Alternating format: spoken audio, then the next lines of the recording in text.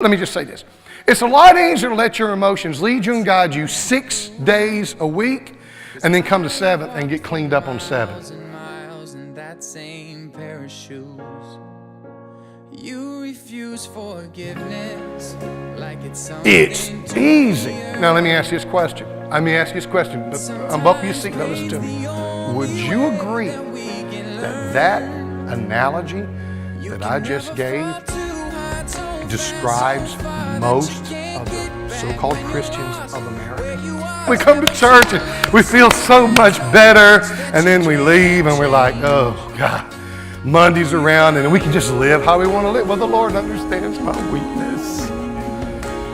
He understands my shortcomings. He knows I like women. He knows I like money. He knows I like... But that's, look at me.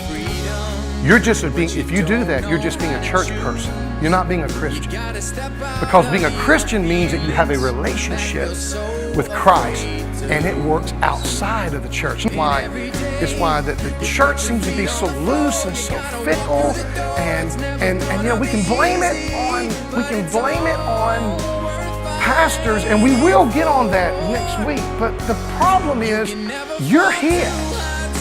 And he wants to have this relationship with you.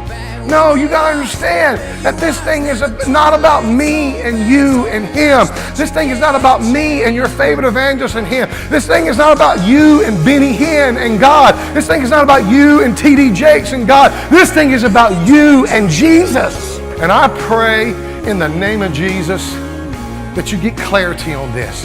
But before we get into all of this stuff, we talk about covering and what it means to be a part of the body and what, you know, woe, pastor, woe. Before we get into all this, one fact has to be established.